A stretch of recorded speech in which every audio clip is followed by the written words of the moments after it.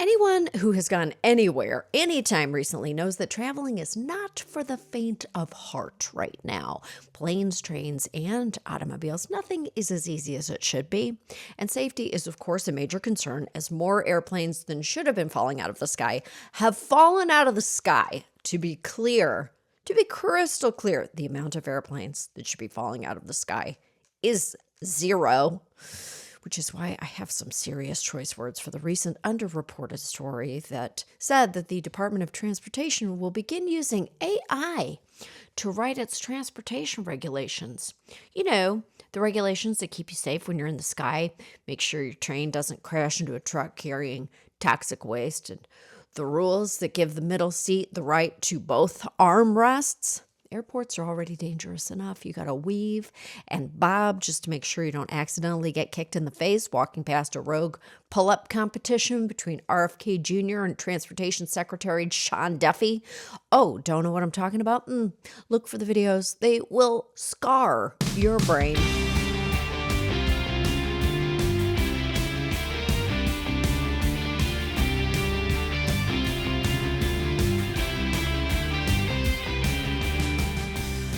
This is Choice Words. I'm Samantha Bee. My guest this week is actress Sarah Chalke, who you know from Roseanne, Rick and Morty, and of course Scrubs, which is coming back for an all-new revival this month. Oh my goodness, I'm so excited. And while I have you, take a look at the spring dates for my How to Survive Menopause tour, now up on samanthab.com. Until then, take a listen and make good choices.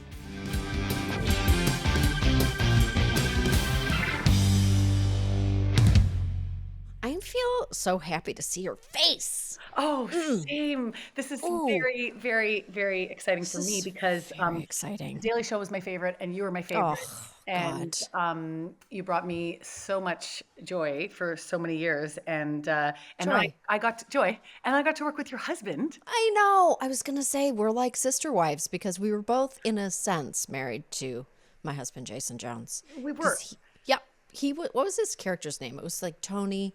You were married to him on How I Met Your Mother.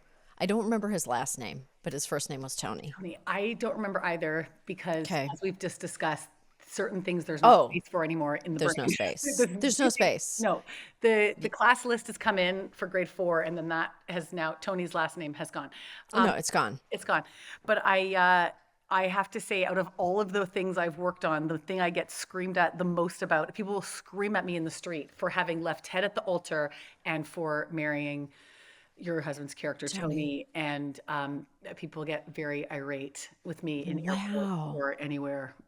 Isn't that crazy? Is it? It is such a, because Jason gets it too, especially in airports, in Times Square, walking through these. Really, the people feel so much passion about How I Met Your Mother, and they watch it repeatedly. That's the crazy part is they watch repeatedly, and Yeah. also like this whole like every generation. Like I feel like I have 16 year Yes. olds now, and they're like, I've just powered through the whole series, and they're Yeah. I irate mean, about this one thing. I rate. But I love it. Look, it's kind of a big unifier. I gotta tell you, like for when our kids watch, and they've watched it multiple times, but the first time they watched the episode where their dad came onto the screen, it was like a jump scare for them. You know what I mean? Like they didn't really know. They didn't really know because we Oh, don't yeah, like talk. It's not like we're talking about it all the time. And then yeah. the first time they saw him, they were like, "What the hell is going on?" They were like, Is this a dream? Am I in another reality?" It was a very transporting moment, That's really which funny. I bet when people run into you at the mall, like I'm sure your mom, you go to I bet you find yourself in Targets all over America. I bet you it happens. Yep. And people scream. They must Well, scream. so as a fellow Canadian, because I'm originally from the East Yes. Coast and I grew up in Vancouver, but I originally Yeah. I was born in Ottawa. I am back in Canada now, so Target is speaking of. That's off. It's we make That's special off the trips. list. We special trips down to Bellingham for You got to go Target. down to Bellingham to go to Target, but you do have to go every once in a while. You just got to like pop in, just be like, what's the new collab? You got What's occurring? totally. What's Cat and Jack doing? Um, Oh my God. I feel like I'm still wearing Cat and Jack tank tops from when my kids were little kids. I'm like, this fits, right? It looks cool. Everyone's like, no, absolutely not. I want socks with little cherries on them. Sure. Oh That my God, and Trader Joe's. oh yeah. What the hell am I talking about? So are you like, you're like West Coast, you're West Coast. Yeah, you're West Coast. Oh my God, good for you. Yeah. Can you believe? I mean, I can talk about it, but I'm constantly going across the border because my family's in Ontario. So I'm like always driving north. We have, older relatives I'm always visiting, da da da da da. The amount of cross border angst is so severe. It's so upsetting. It's beyond, yeah, It's it's beyond, and it's beyond. beyond anything anyone could have ever fathomed.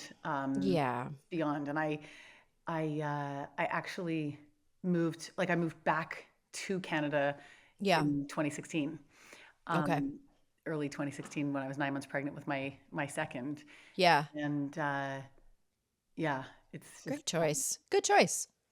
Good choice. I choice. love it. I love this. I love this for you. I love this for you. I actually did too. I actually Yeah. did too. Yeah. Yeah. I Yeah, really do. I really do. My son's just applying for colleges. He applied to Canadian colleges. I'm like, let's do this thing, shall we? Let's where do does he this want to go? thing. More like on the eastern side of things. That's where like all our families are. So what he's like applying to, Queen, the big the Big Ten, they're all great. I mean, they're all just at a very good level, like Queens and U of T and McGill and all those big boys. Western, Yeah, those are all my son's looking at all of those now too. Windsor. Wait, you have a college? Is your son No, college age? he's No. grade 10, which is Canadian, obviously for 10th grade, as you know. What? Um, Oh, and grade but 10. my niece is going next year, and she's applying to all of those Okay. too. So it's been in the conversations, and one of my biggest regrets in life Mm-hmm. is not having gone to McGill. My friends went, and I would go visit them all the time, Yeah. and it was I think it was really because I visited my friends at McGill. McGill represents to me the university experience that I didn't do of going away to college that I wish I had done. Okay, okay. That makes total sense. And living in Montreal is very fun. It's Yeah, a very fun city. Have you ever lived in Montreal? I've only You ever visited, I've never lived. Okay. Born in Ottawa though. That's where I went. Ottawa U. I went to McGill first year and then I went to Ottawa U. Oh, So no way. Ottawa. Yeah. Oh yeah. Oh Oh my yeah. I'm sure that people who are tuning into this podcast were not like, we're doing a full, but you have to understand when two Canadians talk to each other, the first 20 minutes of the conversation is like, where'd you go to high school? Where'd you go to college? golly. Where do you live now? Where are you doing your shop? Where are you doing your food shopping? Where Are do we you going miss? to what do you miss? You're going to Deep Cove. What do I miss? What do you miss? What's our What do we go to the States for? Target and Trader Joe's. We go to Target. We pile up the Yep, minivan with Trader Joe's. with Scotty from We Trader bring Joe's. when we're coming up, we bring back P-Mill bacon. There's just a lot of like I'm like loading up on I'm loading up on coffee crisps. Do you know what I mean? Because you can't get those. We can't get those There's coffee crisps, can't get those. And Smarties. J cloths. I don't know if you have those in the West. J J-Class. I don't cloths. know about J-Class. Smarties, you Oh, can get in the States, but J-Class, I oh, don't. Smarties. Of Smarties. course. Jesus, everything's studded with Smarties. Okay. All right. Okay, I'm so happy to be talking to you. Scrubs is coming back. Holy Jesus Christ. You've been in, can I just, you are a very good project picker. You have very No, just good lucky. taste. Just very lucky. I mean, like, but when you think about like just the loyalty people have to the projects that you've been in. I read that Scrubs, you did 170 episodes of Scrubs. Is that real? 170 So, episodes? I Did mean, you I really? remember us celebrating the 100th one. There was like a giant cake that 100 on it. And I remember Oh, that day. So I know it was more than 100. Yeah, I think it was about that. I think that's right. We did 8 years. oh my God. How do you choose products? Like or projects? Like what kind of are you very decisive? Are you like a pragmatic? We've we have discussed the fact that we're both Canadian citizens, but are you spiritually Canadian in your pragmatism as well. Are you a good choice maker? I am. I would identify as spiritually Canadian, but Hmm. I have to say, decision making was like not really my strong suit. Oh, Historically, like in high school, like my friends would give me like decision making cubes as a joke because I was such a poor decision maker. Like just you like order, just oh, fucking order, just order. Here's some really? dice to roll because you can't order. So I think it was actually like really hard for me.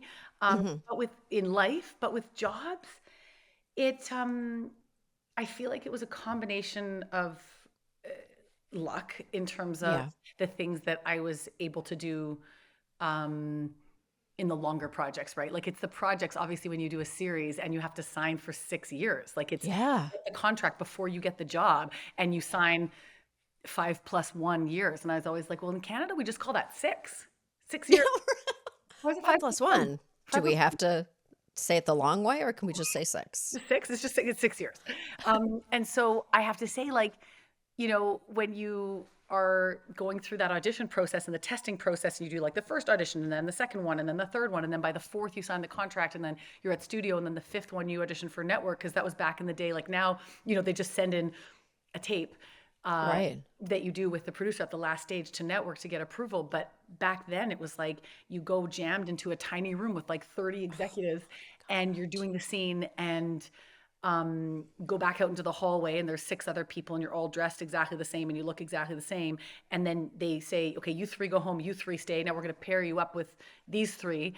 And, I remember the feeling like with Scrubs of being there on that day and signing that 5 + 1 or 6 year contract. And like, there wasn't a bone in my body that was like, oh shit, that's scary to sign for that long. It was like, I was Right. so, um, hopeful to be a part of it. And so, in terms of like picking projects, I feel like from the second I read the script, I was just like, what can I possibly do to be a Right. part of this? And it was like, I just, when I read it, I was like, this is so unique. It's so different. At the time, it was kind of groundbreaking in what it was doing with the fantasy sequences and just Hmm. the way that Bill Lawrence writes. It was just different than other comedies at the time. And I remember reading it and going like, it was midnight the night before the audition. My best friend and I had moved to LA and we were new there. We'd been there a few months. We never had plans and we had a plan the night before. And so instead of canceling our plan and preparing I had two auditions the next day. I was like, I'm not canceling on Jen. I'm going to go out and I'll read the scripts when I get home. I remember getting home because I'm like super not usually like that. Like if I have an Oh, audition, I'll sure. like super prepare. But I was like Yeah. going out. I read the script at midnight, and I don't even know what the other one was. I never opened the envelope, but I read the Scrub script, and I remember like reading it, going, "Oh fuck, oh shit, this is the best thing I've ever read. I want to do this so badly, and it's midnight, and my audition is at 9 a.m." And so I thought, okay, I'm just going to focus on this one. I'll put the other one to the side. But in terms of picking projects, like it was exactly what I had wished for. And I'm such a strong believer in writing stuff down and manifesting. And I had done the artist way where you kind of, you go through all the Right. like writing out of exactly what you would want. And I pretty much described a show like Scrubs and Oh then my God. went through the long multiple stage audition process. But it was really one of those ones where it wasn't hard to be a good picker of material. It was like you read it and you're like, Right. oh, this is like so good. Please, can I do this? I wonder if like being back on your heels a little bit, like not having the opportunity to prepare in a studious, like Olympic athlete fashion, brought out like, or something like adrenaline bubbled up inside you. Not that I'm Yeah, recommending to people that they not prepare for things, but sometimes it gives you a little bit of like wind beneath your wings to be it's like, so true. Jesus Christ, I got to bring it. It's I so don't know what true. I'm doing. And Right. you don't overthink it. And you kind of go with, I think, your first instinct Yeah. and your gut Yes. of what it should be. Right. And yeah, I remember afterwards, there was just like one specific line right at the beginning of the first scene. And they were like, yeah, anyone who laughed at the end of that line didn't get a call back. You had to go down on it. And I was like down on the joke delivery. Like it had to, and I just thought, wow, like it's that sometimes, Yeah. it's Yes. specific that, You that can really tell, like you can really, really tell when someone just you have to be able to throw it away sometimes in order to like you have to take it seriously in order to make it funny, Totally, totally, right? totally, totally. It's Yeah. But I think you're right. I think like probably the way that it went was meant to be, and that there wasn't like a over mhm, preparation element. right, right. Who do you seek counsel in? Like when you have to make a big moving back home, that's a big decision. Whose counsel do you seek in big matters of huge importance? Oh, well, I mean, yeah, there's sort of like a few, right? You've got your kind of like crew. And Hmm. so my older sister's 14 months older than me. Oh, wow. And so for like, yeah, big life decisions like that. And also Yeah. my best friend Jen, who I moved to Los Angeles with. Okay. Um, uh, yeah, we had packed up her truck when we were 24 and Wow. moved to LA. And so I feel like both of them, I would, Right. you know, I like in all of those kind of like big life moving decisions. Right. Um, and they would encourage me to get away from like a pros and cons list and just like actually go with like Okay. what's in here. Like What's in the answer's here? just inside you. Oh, do you have to label? Sometimes I feel like the answer is there the whole time, and you have to kind of circle it and circle it and circle it, and Hmm. you know in your core what the right thing to do is. I totally think so. And I think like, did you read Untamed? No, I never did. I should. I It's know. great. Everyone loves it. Everyone loves it. It's Yeah. great. It's great. But Glennon Doyle talks about that, about like just sitting and getting quiet. And that's actually like the answer is kind of there. Right. It was there all along. There all It was along. the truth was inside you all along. Yes. Did you did you have to be convinced to do Scrubs? Did you have to be convinced to come back to it? Or were you Oh like, no. "Oh, we're doing it. Are we let's go." Yeah, none of us had to be convinced. It was really organic and kind of one of those things where like we still all hung out and saw each other in life. And so Oh. even after I moved back here 9 years ago, 10 years ago almost, to Canada, when I would go back to LA, we'd all like have dinners and one time went on a ski trip all together and still kind of hung out. And we talked about it, like, wouldn't that be fun to do this again? But it was kind of more, I feel like, under the guise of what Psych did. They did a movie and kind of easier to get everybody Right. back together with everyone's schedules for like a shorter thing. I don't think any of us thought it would be like a series, Right. on ABC on prime time and doing that again. And so when that kind of concept came up, we were all immediately like, yeah, let's do it. I mean, Wow. I feel like it was my favorite job of my life. The first time around. It Right. was weirdly even cooler to get to do it the second time for a lot of reasons. The the first time around, I feel like it's where I learned everything I know about comedy. I mean, Mhm. I had already worked for a few years in comedy on the Roseanne show, and that was an amazing experience watching everybody work and like, but I was so young and I was such a fish out of water and I had no clue what I was doing.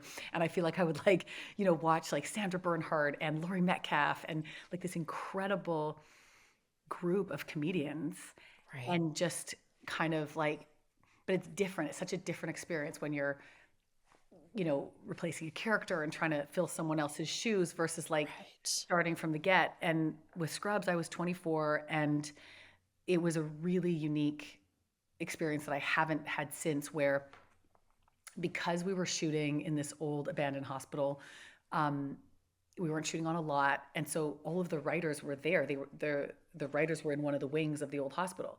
And so Mhm. we got to know all of them super well. And Bill would come up to rehearsal every scene for 8 years. And so like to have the showrunner there for all the takes. And I just feel like I learned everything about comedy from him because he'd come for every rehearsal and be like, here's a couple alts, try those.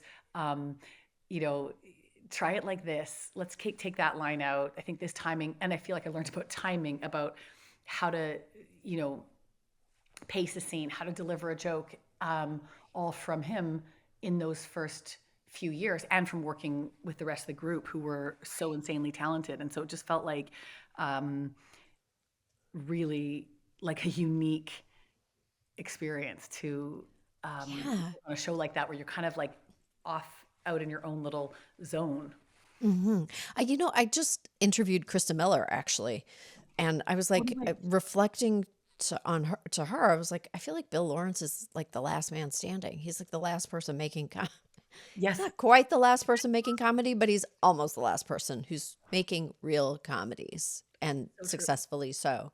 So, what an incredible, isn't that? I feel like that's an exciting, you've, that's some heavy hitters because that's like an unusual breadth of talent and involvement. Like, there's something about, like, I don't know if people are listening to this and they've never heard the term showrunner before, but a showrunner really is the person who runs the show and they have to be involved in every single decision that pertains to the show. Like the final say on scripting, the final say on the look, the final say on everything. They're often the director. They really are running every department, Mhm. but often you'll have a showrunner who's just not that present.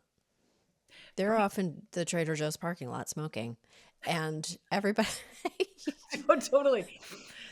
But you can learn so much from just observing the work ethics of the people who are really doing it. And I've had that experience too, and it really changes the game because it's not always what you're going to get, right? It's so true. It's not always what you're going to get. And to your point of like, he's kind of the last man standing in comedy, like, and to have gotten to learn directly from him at such a young Yeah, age, right? Like, I right, think he, he is that because all of his shows, have such a feeling of hope. right, I think is super needed right now. I think that Ted Lasso has that, Shrinking has that, right, Rubs had that, and I hope that in this new iteration, people feel like it has that. Um, and I think it like, you know, but like you said, with a showrunner, it's their whole vision. Like Scrubs was really Bill's vision. It was, he had the exact show he wanted in his head, and so every script that came out, he did, you know, all of the passes on. He was involved in every aspect of every department, and I think like and setting a tone, like being a right. kid and growing up on that show. And, you know, he was just like, we have a no asshole policy here and we're going to take care of each other. We're going to have a good time while we're doing it. And he's extremely loyal. Like all of his crews on, Scrubs, Cougar Town, Shrinking, like Right, so many people that he's just taken with him the whole time. right. And it, It's it, super cool. it's not It's a always really the way it is, as you know, like it's not always like that. not always the way it is. And I think like one of the, I'm sure you get asked this a lot, but I do get asked like for like business advice or like how to be in this business. And I'm like, well, I think the best advice that I can think of is just like be a person who somebody would want to work with twice. Yes, And totally. like, you know what I mean? Like there's so many talented people and you're like, wow, what a performance. I never want to see you again in my life. Like Mhm. extracting that was literal hell for everybody. Yes, yes, Right? yes. So what a gift to be in a space with people who like everybody's working together all the time, which means there's such a good rhythm. It's actually very unique and special.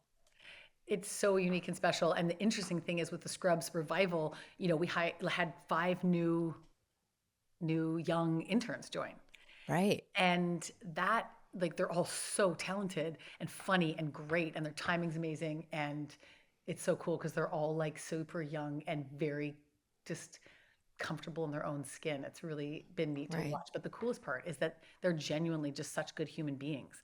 And all Right. five of them are. And as a result, like they've become super close and super tight. And that's just like not a given.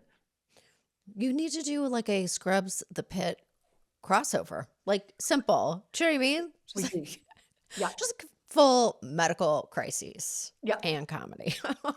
Yeah. Yeah. Yeah, I'm have a lot of good TV ideas. People should ask me more questions. Got a lot of good answers to All good questions that answers. were never asked. Do you ever think do you ever think that you would have you are you directing any episodes? Like is that an ambition of yours? Is that something that you have done or would do or think about? I would love it. I've always been so Mm, interested. I've always loved watching, you know, over the years, just like different choices directors make. And I feel like yeah. after doing it for 100 years now that I'm very old. Uh, when I read a script and like just even going onto a set, like you understand, like instinctively and intuitively, the blocking, like all of that, I can just Yeah. see it. It makes so much sense to me. And it's the camera stuff that I want to get a little more comfortable with first. And I Right. kind of hope to do that, to be honest, on this iteration of Scrubs, not direct, but kind of shadow and really get a better Yeah. understanding of it. And like a bandwidth issue of a 16-year-old and a 9-year-old and working full time. And there was just like I did not get to do that this year, but I really want to. I think it's something that I've always been so interested in, and I feel like Yeah. You could that'd be my definitely do next. it. You could do it. It's like one of those, I feel like the older your kids get, the more bandwidth you can grow. And it's sometimes I think it feels like your bandwidth shrinks, but actually I talk about this a lot when I'm on stage. I'm like, we are carving new neural pathways. We actually we can create those like little tunnels in our brains. Yeah, yeah. And then it's like a whole other education. I think that would be exciting. I That would be want to see your really fun. show. You have to come to Vancouver. I know I got to come to Vancouver. I know I love it out there. Seattle, just I feel like close. I'm like skirting. I'm like doing a show in Seattle. Do you know what I mean? Like, but never making it like across. Got to make it across the frontier. Yeah, come get your coffee crisps. Come get my coffee Yeah. crisps. Oh, do you oh my God. When you when you auditioned for Roseanne, you were 16, right? Were you 16? Is that true? Yeah, I was 16. I had no idea what I was doing. I went and put a audition on like on a VHS tape that you then send in like the mail to LA. Oh, And I went to my agent's office and I read this scene with a scene partner who came in, like one of his other clients who came in to yeah. read as a favor. And the guy Chris who was reading with me was like, "This is a scene from Roseanne. I've watched this." And they had whited out the names Becky and Mark, and they had just said it was for a new series filming in '94. They didn't want to talk about what it was. They were kind of keeping it under wraps that this is what they were doing. And so I put it on tape and I then got a call back and they said it's actually we're going to cast a new Becky. And Right. it didn't make any sense. Like at that time there was like 9 shows and it was the number 1 show on TV at the time. And they were like, we're going to put a new person in that part. It just was like so foreign. And so the next step was they were like, we're going to fly you down to audition here. And the audition was 7 of us and we were all in these matching Becky Hawaiian shirts. Oh my God, 7 Beckys? 7 So it's Becky. just you. Oh my God, that's so stressful. 7 Beckys, and the whole audition was making out with Glenn Quinn, who played Mark, and I was 16 and he was 24 and Irish and gorgeous. And the whole scene was like, baby, baby, come here. And I'm like, get a job at the gas station. Come here, get a job at the gas station. And I just thought, how am I going to remember like one line? Like I'm had to make out with this very, very beautiful, like charming Right. actor, and all the other women were 21 living in LA actresses. And they put us through hair and makeup, and they had like 4 cameras on the soundstage, and they were yelling out camera numbers and had a laugh track to mimic a live audience. And they were trying to kind of have all these factors while you were Right. auditioning. And so I did the audition and I went home to Vancouver, and they said, we're going to let you know in 7 days. So the night before the 7th day, they called and they were like, well, we're going to have you come back tomorrow and you're going to read with Roseanne on the couch. And there's down to 4 of you.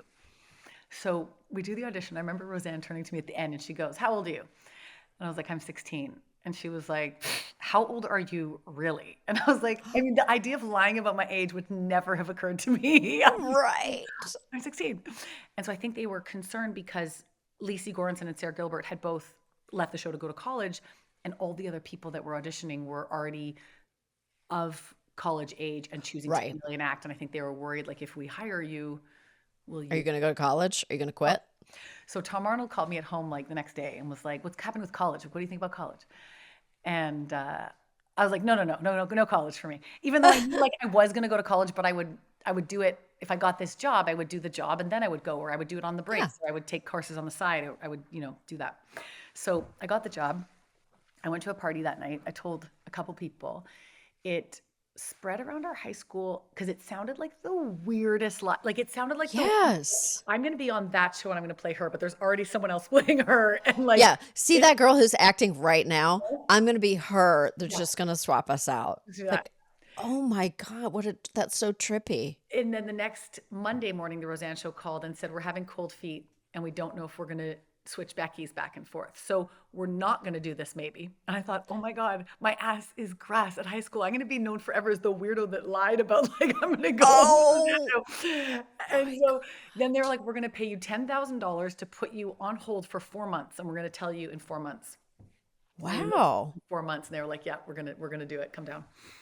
That is that is incredibly stressful. Don't you think sometimes that being an actor is like you have to be an actor and you have to be good at it and you have to be able to deliver, but so much of it is actually just handling stress. 100%.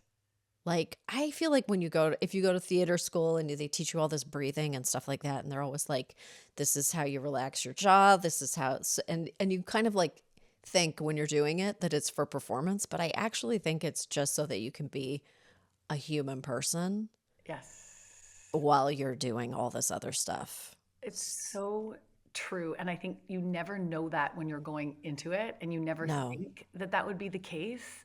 And right. then it's really like the acting part is obviously the interesting challenge and the fun part and why you do it. And then the Yeah. side stuff is so surprising.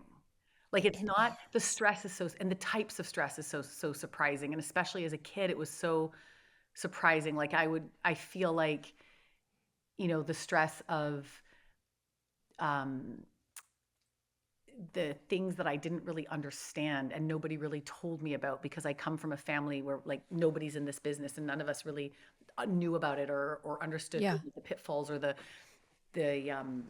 things that if nobody tells you, you just don't know. Like when I got to the Roseanne show, I think nobody on that show really liked doing that much press. So when I was there as the new kid, they were like, great, okay, here you go. This is what's happening on these days. And I kind of thought it was just part of the job. Like I thought, oh, they tell you to show up, you just show up. So for like the first weekend, it was like Superstar American Gladiators, and I get there and it's like Battle of the New York Stars, and there's no one else there from the cast, and they No. brought a sports bra and tiny hot pants, and it's like me, Mario Lopez, and Tina Yothers, and we're like scaling a wet volcano, and I'm like, what is happening right now? Sarah, are you joking?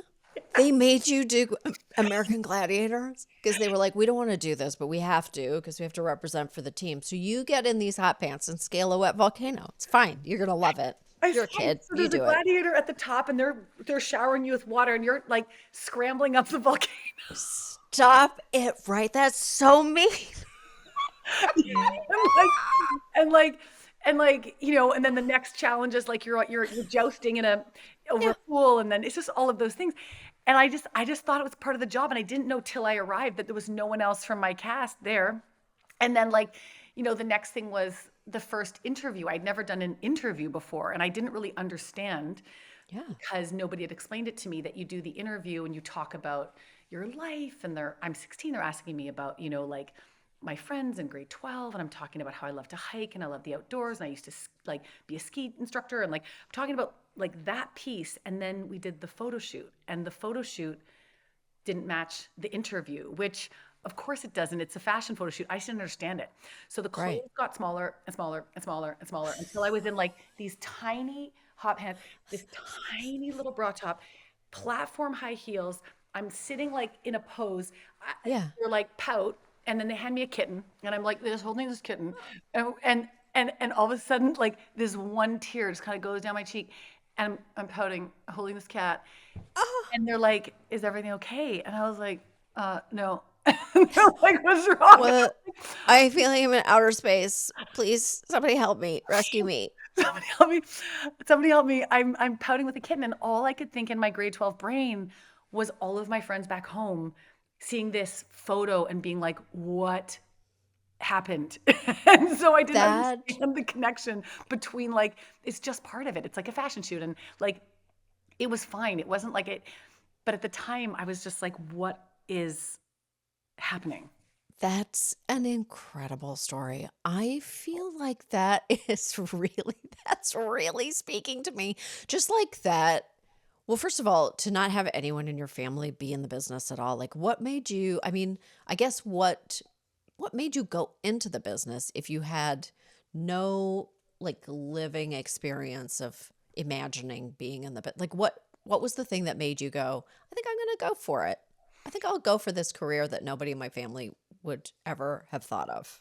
Yeah, it was, like my mom was a social worker and my dad was a lawyer, and Uh-huh. they did divorce mediation, and then they ended up having a nonprofit adoption agency, and acting wasn't something that was really we just wasn't in our world. I Right.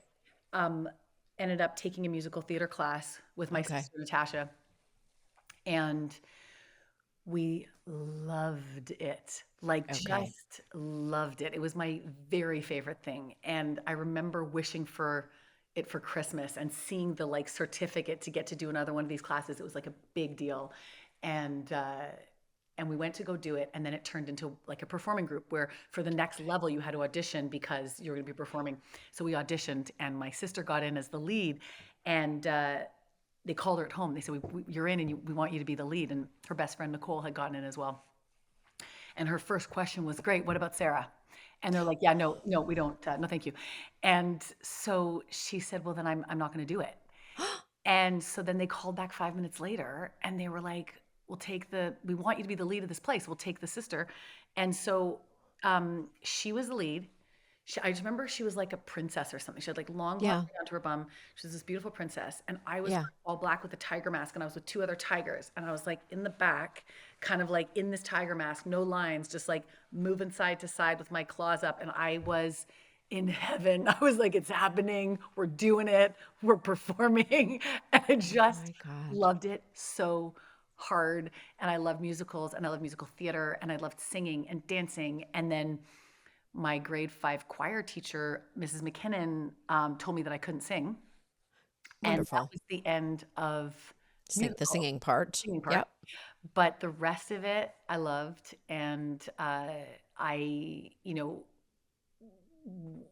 my other dream was to be an athlete. And Hmm. that was certainly not in the cards, to the point where I couldn't even make like any of the high school or elementary school teams. Like, I Well, tried it for all the that teams. feels prohibitive if you can't. That's the universe is telling you, sending a message It on was that sending it one. was sending a very strong message. Like, even just to get on the bus. Like, I was like, I just want to get on the bus with a jersey. Hmm. Like, couldn't couldn't make the A team, the B team, the C team, like just couldn't Right. make any of the teams. Right. Um They're like, and we're not sure you can gather up the balls after.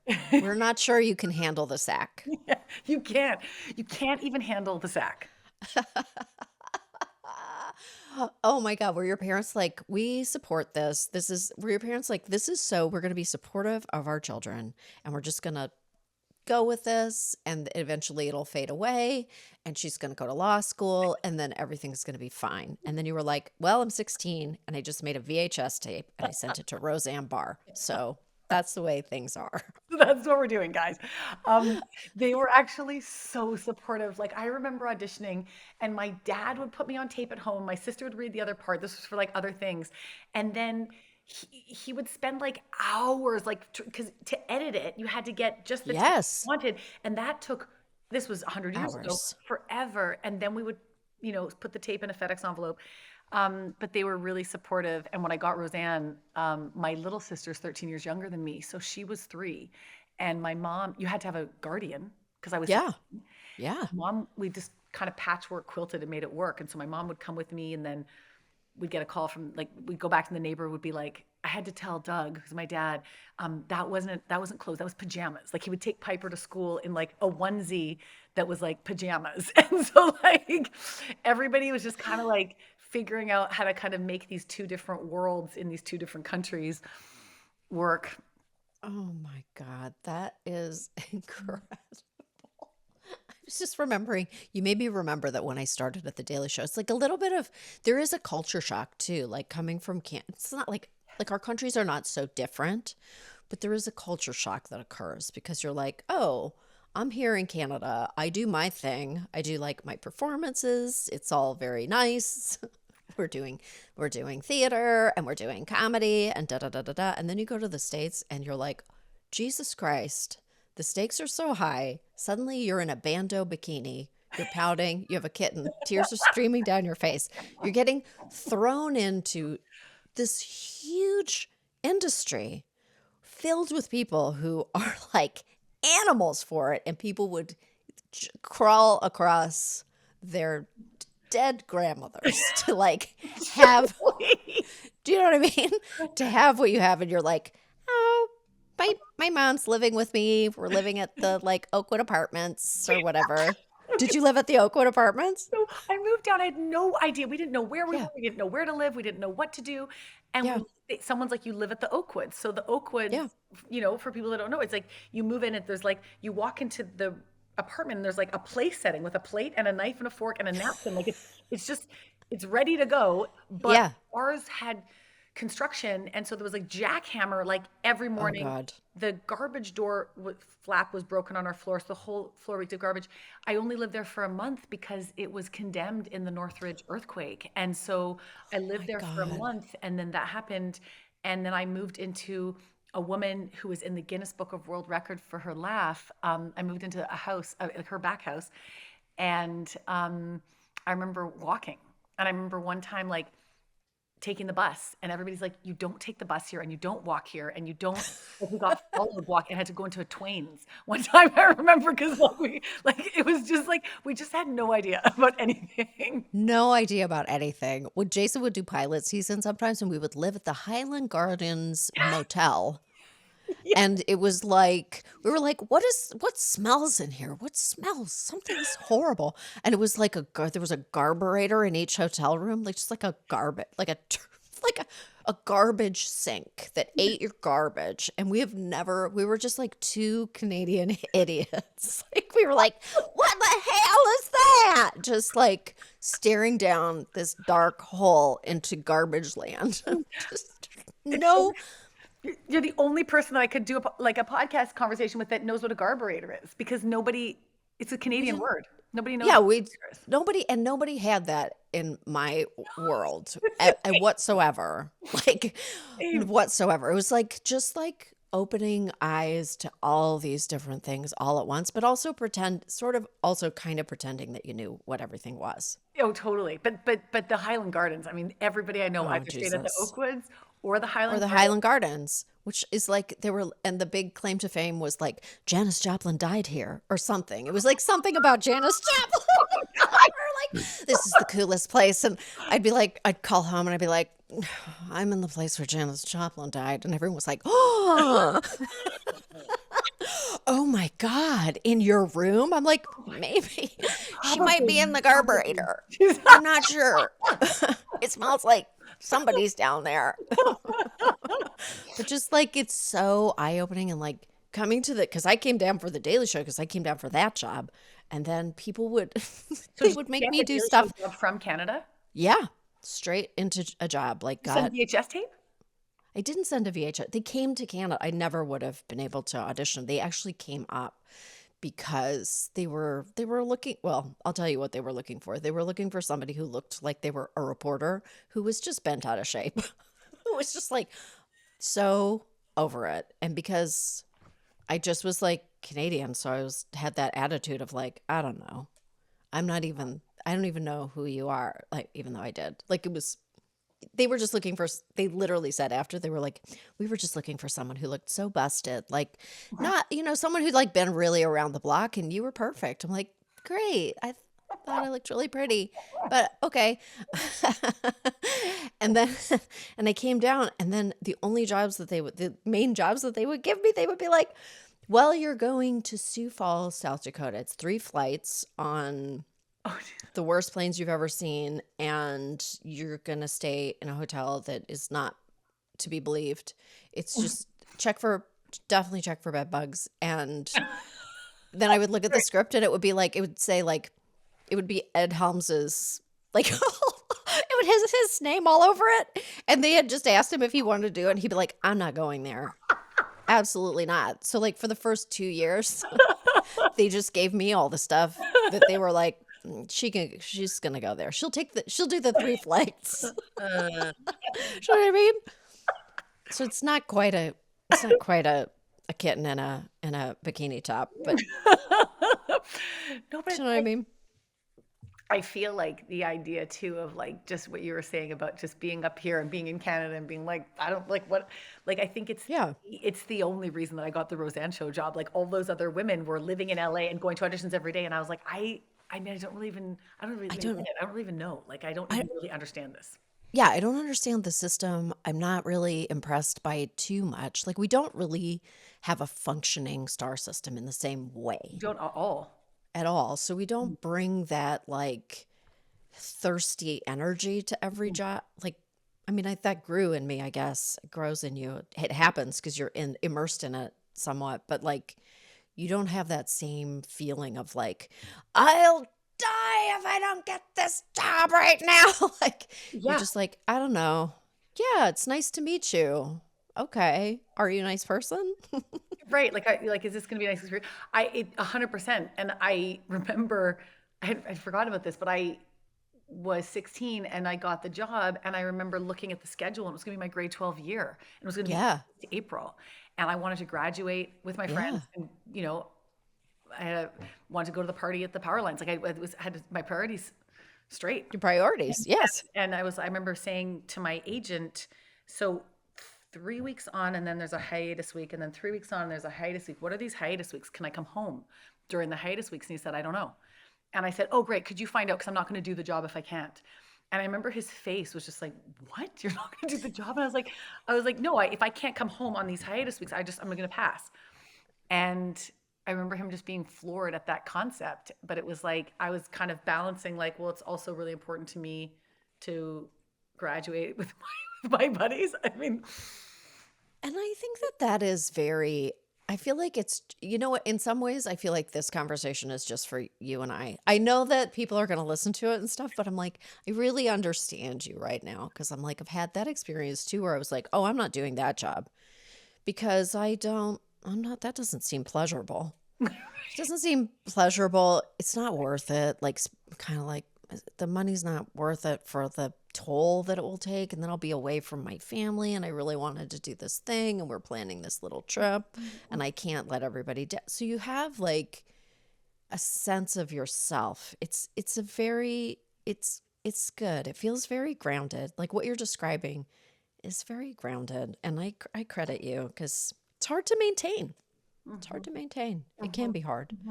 Are you so excited by Heated Rivalry? I'm okay. thrilled. And Yes. Canadian? I I mean, know. Have you ever worked with Jacob? He's the no, best. no, you He's have? great. Yeah, I have. Yeah. I did a show with him years ago.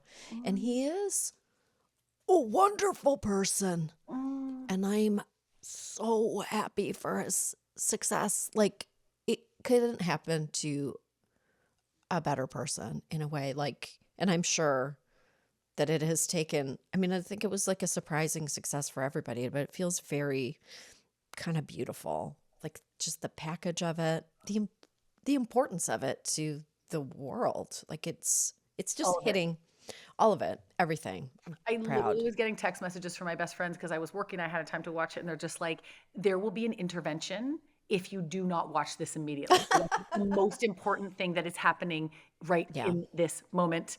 Did Yeah. you did you play hockey? I did not play hockey, but Jason played hockey like a lot. And Jason was like, "Yeah, I lost my teeth 3 times because I got like." Do you know what I mean? Like he's just like he really did like that whole, oh, 4 o'clock in the morning, you suit up and you head to the hockey arena, like, and all the parents are just sitting in their cars, just like housing Timbits Yeah. to just get through to survive. Did you play hockey? Did you play hockey? So both my kids play. All my nieces They and nephews do. play. Yeah, My son both play. right. I'm the only Canadian that did not even learn how to ice skate. I And then barely know. I don't know how. you don't I know how also to. don't. I think No, we're the I only don't. two.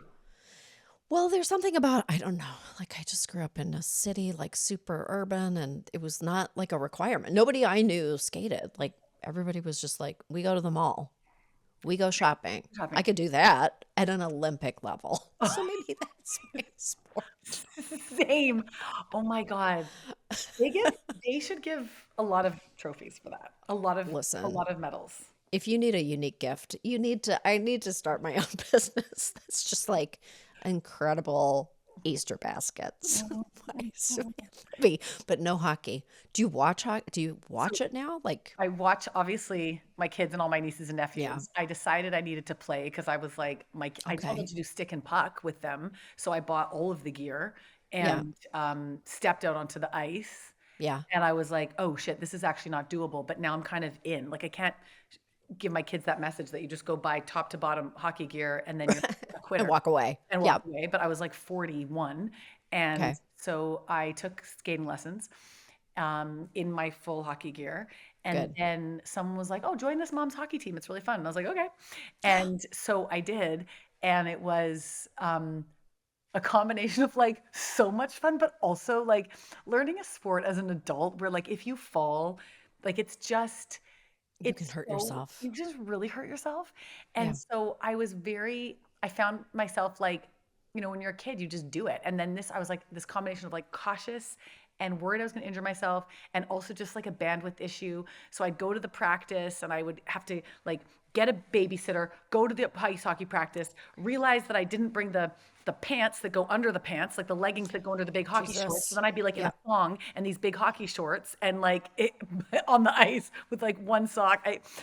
It was just hard to fit in, but I actually loved it. It was the nicest group of women, and everyone would have a glass of wine after. It was so That's fun. great. That's so Um, fun. and I wish I could kind of find a way to do it, but I just feel like when I started working again, I was like the injury, You don't like want to break your face. You can't. You can't break your face. and I There's tore an my insurance issue. MCL. Yeah. So it was Yeah. skiing. So then I was like, if the MCL is not 100, I don't know how this works.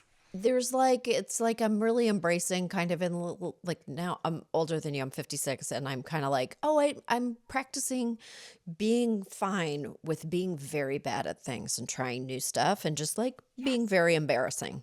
That's very important. Very. Stretches you, Okay, so what are your challenges you. things? Well, I started doing a bunch of yoga and I'm very bad at it. I got to tell you, it's not something I ever did. I didn't have like any type of practice of that nature. So I can't really do any of it. And it's very out there. It's like very much like, oh, let me show you just how inflexible I am. And let you see my panic. Let me watch you watch me think that I'm a swan, but then afterward, everyone's like, "Are you okay?" Do you know what I mean? Yeah, but why? I don't understand that. Like I know that feeling where like you really think you're like Yeah. inside it feels like you're nailing that. Like Oh, yeah. when I would sing I felt that way and then it was like absolutely no go zone. Like I feel like sometimes yeah, it's disappointing when you're like, It's "Oh, disappointing, but but it's also okay. And I'm just getting yeah." okay with that. And I think I finally have realized, and speaking of singing, I think I finally may have realized that I might be tone deaf because my is so bad. And it sounds different from everybody else. And that's the only time I've ever really heard that I might be tone deaf. And I'm like, you know what? 56, fuck it. I don't Fuck it. care. I'm still doing it. I love that it was through your own that's where you found that out. It took this long. It took 56 years to learn the lesson. And I'm okay. It's fine. And Well, at I'm least you didn't have a Mrs. McKinnon like dashing your dreams when you were 10. when your dreams, when you're an angel, when Wait, you're little, pure, when you're pure love and joy, and and you're you could have so learned, open. you still could have Yeah. learned if you tried to maybe Yes. acquire, well, maybe tone deaf, like I was tone deaf, maybe I couldn't have learned even if I had tried, But still, but I didn't, but you took away even the chance. just trying to take the sparkle off a child. Why? Why? What does it matter? We don't, it's never going to, it's a children's choir. It's just It's never in a going to mall. sound, we're not winning awards here. We were just singing Christmas carols in a mall and she said, Chalk Yeah. girls, so both of us, Chalk girls just mouth the words for this performance. Stop. I don't like So this. we I were, don't like this. I know. So I hope But they I, tell you to mouth the words to Ohm. they'll probably pull me aside later today and be like, do you mind not, you're setting off, you're putting, you're bringing like an evil spirit into the room or whatever. I don't know. I mean, it's silly. I do want to say that I'm loving how many people in Canadians, like real hockey lovers, are watching Heated Rivalry. Like my stepmom, who's like, We sat down to watch Heated Rivalry the other day. What in the world is this? I mean, we're watching it to the end, of course, but when are they going to play hockey? like, I don't think they're ever going to play hockey. It's just a face-off, and then everybody's borking, and it's fine. Learn to love it. Learn to love it. You can tune into hockey for the hockey. Yeah, watch hockey after. Yeah, if you need to fill your hockey bucket. Sarah Chalke, what a joy to talk to you. I feel like you have filled my buckets today. Same. You have filled my damn bucket. Same. Oh, I just think that you're so fantastic and the funniest. You're fantastic. You're the best. I'm so happy for you, and I'm happy that you're living in a place of spiritual calm. Of Om. Yes, you're living in a place of Om. Doesn't matter if you're tone deaf or not. It's fantastic. Thank you so much for talking to me today. Oh, no, thank you so much for having me. This is the best. I've laughed so much. Oh, my God.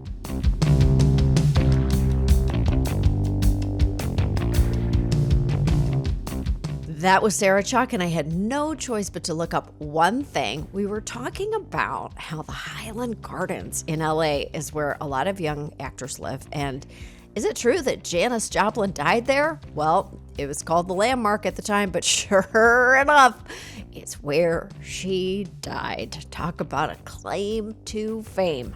Thanks for joining us. I'm Samantha Bee. We will see you next week for some more choice words.